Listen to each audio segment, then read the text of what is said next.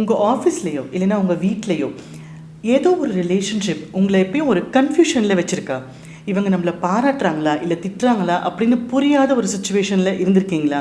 நீங்கள் தனிமையில் இருக்கும்போதோ இல்லைனா ஒன் மீட்டிங்கில் இருக்கும்போதோ அவங்க உங்களை நிறைய ப்ரைஸ் பண்ணுற மாதிரி தெரியுது.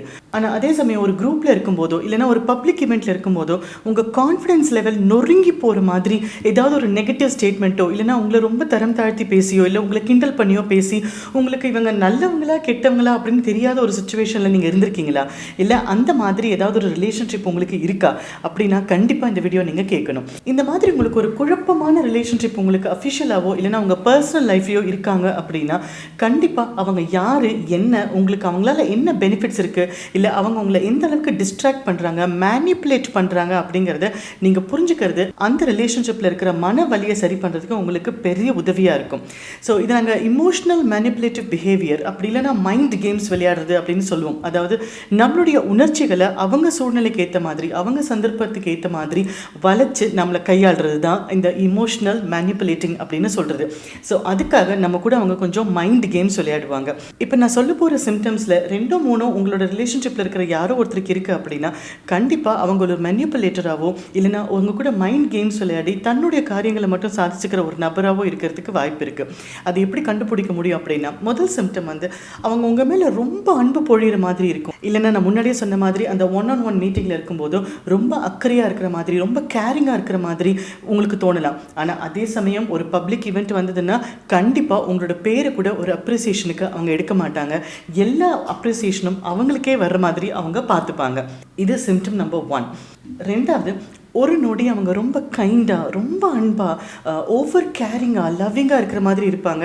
அதுதான் உண்மை நினச்சி நீங்கள் கொஞ்சம் எக்ஸ்ப்ரெஸ் பண்ண தொடங்கும் போது அப்படியே அவங்க குணாதிசயங்கள் மாறி அவங்க ஒரு ஹார்ஷ் பர்சனாலிட்டியாவோ இல்லைனா உங்ககிட்ட ஏதாவது ஒரு நெகட்டிவ் ஸ்டேட்மெண்ட் சொல்கிற மாதிரியோ அப்படியே மாறிடுவாங்க. இதை நாங்கள் சைக்காலஜியில் ஹாட் அண்ட் கோல்டு பிஹேவியர் அப்படின்னு சொல்லுவோம். ஸோ இந்த மாதிரி ஒரு ஃப்ளக்சுவேஷன் அந்த ரிலேஷன்ஷிப்பில் இருந்துகிட்டே இருக்குது. இப்போ இவங்க நம்மளை பாராட்ட போகிறாங்களா இல்லை திட்ட போகிறாங்களா, இல்லை ஒரு ஃபங்க்ஷன் நடக்குது, ஒரு ஈவெண்ட் நடக்குது அப்படின்னா இவங்க நம்மளை அவமானப்படுத்துவாங்களா இல்லை பாராட்டி பேசுவாங்களான்னு புரியாத ஒரு கன்ஃபியூஷன்லேயே இருக்கீங்க அப்படின்னா அதுவும் ஒரு கிளாசிக் மைண்ட் கேம் ஃபேக்டர் தான். மூணாவது, நம்ம கேஸ் லைட்டிங் அப்படின்னு சொல்லுவோம். அதாவது உங்களோட பாஸ்டில் நடந்த ஏதாவது ஒரு எக்ஸ்பீரியன்ஸையோ இல்லை ஏதாவது ஒரு சின்ன தவறையோ நீங்கள் ரிகலெக்ட் பண்ணுறதுக்கு முன்னாடியோ இல்லைனா நீங்கள் மறந்து போயிருந்தா கூட உங்கள் மனசை வேதனைப்படுத்துறதுக்காக திரும்ப திரும்ப அந்த நெகட்டிவ் இன்சிடெண்ட்டை கொண்டு வந்து உங்களை ரொம்ப மென்டலி வீக் ஆக்கிட்டே இருக்காங்க. இல்லைனா அவங்களோட சந்தர்ப்ப சூழ்நிலைக்கு ஏற்ற மாதிரி ஒரு இன்சிடெண்ட்டையும் அவங்க ஞாபகப்படுத்தி மற்றவங்க முன்னாடி உங்களை கிண்டல் பண்ணி தரம் தாழ்த்தி அந்த மாதிரி ஒரு சுச்சுவேஷனை அவங்க உருவாக்குறாங்க. இல்லைனா உனக்கு ஞாபகம் இல்லையா, நீ இப்படி தான் பண்ண, உனக்கு தெரியலையா, நீ இப்படி தான் பண்ண, இது வந்து உன்னோட ஃபால்ட்டு தான் அப்படிங்கிற மாதிரி உங்களையே நம்ப வச்சு ஒரு ஸ்டேஜில் என்னால் எதுவும் முடியாது போல இருக்குது, நான் என்ன பண்ணாலும் தப்பாக தான் போகும் போல இருக்குது, நம்ம தான் தப்பு பண்ணியிருக்கோம், நம்ம சரியாக பண்ணலை போல இருக்குது அப்படிங்கிற மாதிரி உங்கள் மேலேயே உங்களுக்கு டவுட் வந்து அதை தான் உண்மைன்னு நம்புகிற மாதிரியும் அவங்க பண்ணுறதுக்கு நிறைய சான்ஸ் இருக்குது. நாலாவது, ஏதோ ஒரு விஷயம் அவங்க இதுதான் என்னோட விருப்பம், இதுதான் என்னுடைய தேவை அப்படின்னு சொன்னதுக்கப்புறம் அதுக்கேற்ற மாதிரி நீங்கள் உங்களை மாற்றிக்கிட்டு நீங்கள் அதை ஃபாலோ பண்ணும்போது திடீர்னு வந்து இல்லையே நான் இது மாதிரி சொல்லவே இல்லையே, இது எனக்கு பிடிக்கவே பிடிக்காதே, நீ எப்படி இந்த மாதிரி ஒரு ரிப்போர்ட் பண்ண, இது மாதிரி பண்ணவே கூடாது, இந்த டிஷ் எனக்கு பிடிக்காதே அப்படின்னு மொத்தமாக மாற்றி ரூல்ஸை சேஞ்ச் பண்ணிகிட்டே இருப்பாங்க. நம்ம வந்து இதை சைக்காலஜியில் சேஞ்சிங் த கோல் போஸ்ட் அப்படின்னு சொல்லுவோம். எனக்கு இதுதான் விருப்பம் அப்படின்னு சொல்லி உங்களை அந்த மேனிப்புலேட் பண்ணி அந்த பண்ண வச்சுட்டு நீங்கள் பண்ணதுக்கப்புறமா இல்லை எனக்கு இது பிடிக்கவே பிடிக்காது, நான் சொன்னது வேற, உனக்கு புரியல அப்படின்னு சொல்லி உங்களோட கான்ஃபிடென்ஸ் மேலே உங்களுக்கு சந்தேகம் வர மாதிரி அவங்க ஒரு நாளும் அந்த கோலை இல்லைன்னா அந்த ஒரு அவங்க கொடுக்குற அந்த ஒரு கண்டிஷனை மாற்றிட்டே இருப்பாங்க. முடிவில் என்ன ஆகும் அப்படின்னா உங்களுக்கு என்ன வேணும்னு உங்களுக்கு தெரியாது, இல்லை அவங்களுக்கு என்ன வேணும், என்ன பண்ணால் சாட்டிஸ்ஃபை பண்ண முடியும் அப்படின்னும் தெரியாது. இதை எதில் கொண்டு போய் விடும் அப்படின்னா எதுவுமே புரியாத கன்சிஸ்டண்ட்டாக ஒரு கன்ஃபியூஷன்லேயே இருக்கிற மாதிரி இருக்கும், ஒரு பதட்டத்தில் இருக்கிற மாதிரியே இருக்கும். இதில் இன்னொரு விஷயம் என்ன அப்படின்னா உங்களோட குழந்தை பருவத்திலேயே உங்களுக்கு ஏதாவது சைல்ட்ஹுட் ட்ராமா இருந்ததுன்னா அதையும் சேர்த்து இந்த ரிலேஷன்ஷிப்போட கன்ஃபியூஸ் பண்ணி அவங்கள இம்ப்ரெஸ் பண்ணுறதுக்காக நீங்கள் மேலே ட்ரை பண்ணும்போது உங்களை இன்னும் அவங்க கீழே அழுத்தி விட்டுட்டே இருப்பாங்க.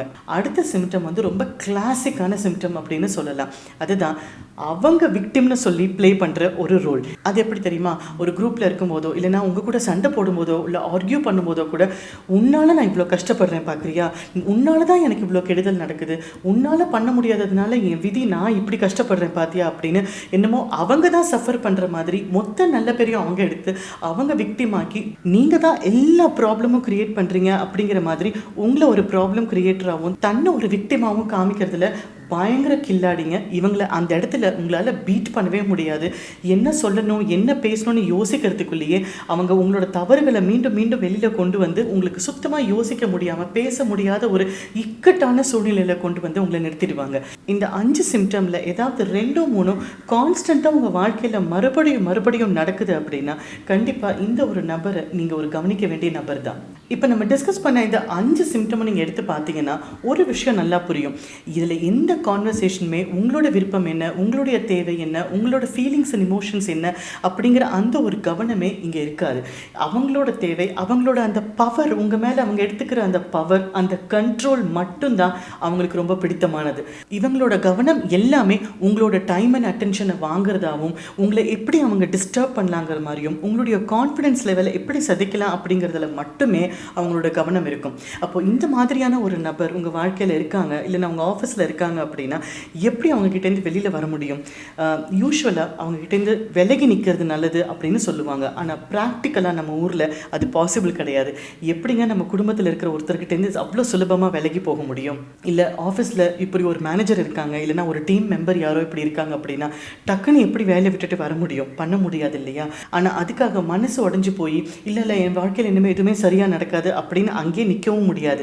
ஸோ அதுக்கு நம்ம பண்ண வேண்டிய விஷயங்கள் என்ன அப்படின்னா, முதல்ல நமக்கு இருக்க வேண்டியது அவேர்னஸ்.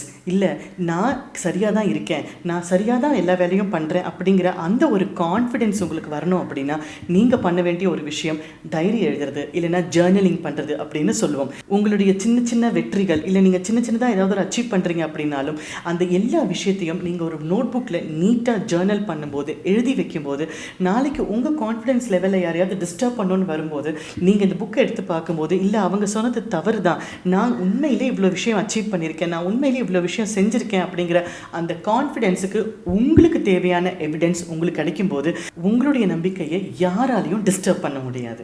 ரெண்டாவது சோஷியல் நெட்வொர்க். யூஸ்வலாக இந்த மாதிரி ஒரு கேஸ் லைட்டிங் நபரோ, இல்லைனா மைண்ட் கேம்ஸ் விளையாடுற நபரோ, இந்த மாதிரி ஒரு மேனிப்புலேட்டரோ, இல்லைனா கேஸ் லைட்டிங் பண்ணுறவங்களோ, இல்லை நம்ம கூட மைண்ட் கேம்ஸ் விளையாடி நம்மளை ரொம்ப வீக் ஆக்குறவங்க இருக்காங்க நம்ம வாழ்க்கையில் அப்படின்னா அவங்களோட க்ளீன் டாக்டிக்ஸில் இன்னொரு விஷயம் என்ன தெரியுமா? உங்களோட சோஷியல் நெட்வொர்க்லேருந்து தனிமைப்படுத்திடுவாங்க. ஏன்னா எல்லா இடத்துலையும் தன்னை ஒரு விக்டிமாக காமிச்சிட்டு ஐயோ இவங்களை வச்சுட்டு நான் படுற அவஸ்தை, இவங்களை வச்சுட்டு நான் படுற கஷ்டம் அப்படிங்கிற மாதிரி ஸ்டேட்மெண்ட் சொல்லி சோஷியல் நெட்வொர்க், உங்களோட நண்பர்கள் வட்டாரத்தை அவங்க அப்படியே கம்மி பண்ணிடுவாங்க. ஸோ நாளைக்கு உங்களுக்கு ஒரு உதவின்னு போகும்போதோ, இல்லைனா ஏதாவது ஒரு தேவைன்னு போகும்போதோ உங்களுக்கு யாருமே இருக்க மாட்டாங்க. அப்போ தான் உங்களுக்கு தெரியும் ஐயோ நம்ம ஐசோலேட் ஆகி வந்திருக்கோமோ அப்படின்னு.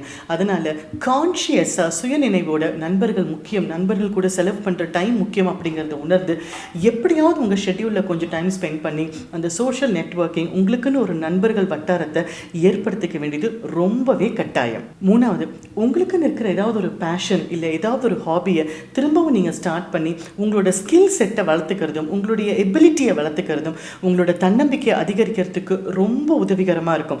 இதுக்காக நீங்கள் மற்றவங்க மேலே டிபெண்ட் பண்ணியிருக்கணும்னு ஒரு அவசியமும் இல்லை. என்னென்ன விஷயம் உங்கள் கண்ட்ரோலில் இருக்குது அப்படிங்கிறத லிஸ்ட் பண்ணி ஓகே இந்த விஷயம் நான் யாரையும் டிஸ்டர்ப் பண்ணாமல் என்னாலே கற்றுக்க முடியும், என்னாலேயே ஃபோக்கஸ் பண்ண முடியும் அப்படிங்கிற விஷயத்த உங்கள் கையில் இருக்கிற ஃபோனில், உங்கள் சோஷியல் மீடியாவில் உங்களுக்கு பிடிச்ச விஷயத்தை ரொம்ப சுலபமாக கற்றுக்க முடியும் நீங்கள் மனசு வச்சா. ஸோ இந்த 3 பாயிண்ட்ஸும் நீங்கள் பண்ணும்போது உங்களுக்குள்ள ஒரு அவேர்னஸ் இருக்கும், ஒரு விழிப்புணர்வு இருக்கும். இல்லை நான் எந்த தவறும் பண்ணலை, நான் அப்படியே தவறு பண்ணாலும் திருத்திக்கக்கூடிய சின்ன சின்ன தவறுகள் தான் நான் பண்ணுறேன், என்னால் நிறைய விஷயங்களை சாதிக்க முடியும், மற்றவங்களுக்கும் எனக்கும் எந்த வித்தியாசமும் இல்லை, நான் யாரை விடவும் தாழ்ந்தவங்க இல்லை, என்னை யாரும் தரம் தாழ்த்த முடியாது அப்படிங்கிற நம்பிக்கை உங்களுக்கு வரும். இதெல்லாம் நீங்கள் ப்ராக்டிஸ் பண்ணும்போது உங்களோட மென்டல் ஸ்ட்ரென்த் ஜாஸ்தியாகும். அப்போ இந்த நபர் நெக்ஸ்ட் டைம் உங்களை கேஸ்லைட்டிங் பண்ணும்போதோ, இல்லைனா உங்களை தரம் தாழ்த்தும் போதோ கொஞ்சம் கொஞ்சமாக உங்களால் திருப்பி மெதுவாக பக்குவமாக அவங்கக்கிட்ட எதிர்த்து பேச முடியும். அப்படி கொஞ்சம் கொஞ்சமாக நீங்கள் பேச தொடங்கும் போது கண்டிப்பாக அவங்க உங்களை வேறு எங்கே அடித்தா அவங்களுக்கு வலிக்கும்னு தெரிஞ்சுட்டு மறுபடியும் அவங்க வரத்துக்கு வாய்ப்பு இருக்குது. ஆனால் நீங்கள் உங்களை மென்டலி ஸ்ட்ராங் ஆக்கிக்கும் போதும், உங்களோட கான்ஃபிடென்ஸ் லெவல் நிறைய ஆகும்போதும் கண்டிப்பாக ஏதோ ஒரு சூழ்நிலையில் நீங்கள் அவங்கள ஹேண்டில் பண்ணுறது ரொம்ப மெச்சூர் லெவலில் இருக்கும். நீங்கள் ப்ராக்டிஸ் பண்ணி பாருங்கள். இது எதுவுமே ஓவர் நைட்டில் நடக்க போகிறதில்ல. நம்ம டிஸ்கஸ் பண்ணுற நிறைய விஷயங்கள் பிஹேவியரல் ஆஸ்பெக்ட்ஸ், அதாவது நம்மளுடைய சுபாவத்தில் வர்றது எதுவுமே ஓவர் நைட்டில் சேஞ்ச் ஆக போகிற விஷயம் கிடையாது. நம்ம அதுக்காக கன்சிஸ்டண்ட்டாக 90 நாளாவது வேலை பண்ணால் மட்டும்தான் நம்மளோட சிஸ்டம்லேயே அது ப்ராக்டிஸ் ஆகும். அப்போ தான் நம்மளால் எந்த ஒரு சின்ன மாற்றத்தையும் கொண்டு வர முடியும். அதனால் 2-3 தடவை ட்ரை பண்ணிவிட்டு இல்லைக்கா இதெல்லாம் முடியாது அப்படின்னு சொல்லாதீங்க. இதை நான் திரும்ப திரும்ப சொல்கிறது தான். விடாமல் நீங்கள் ப்ராக்டிஸ் பண்ணுங்கள். உங்கள் வாழ்க்கையில் என்ன மாதிரியான பாசிட்டிவ் சேஞ்சஸ் வரணும்னு நினைக்கிறீங்களோ அது கண்டிப்பாக வரும், கண்டிப்பாக நடக்கும். எல்லா வெற்றியும் உங்களுக்கு கிடைக்கட்டும். All the best.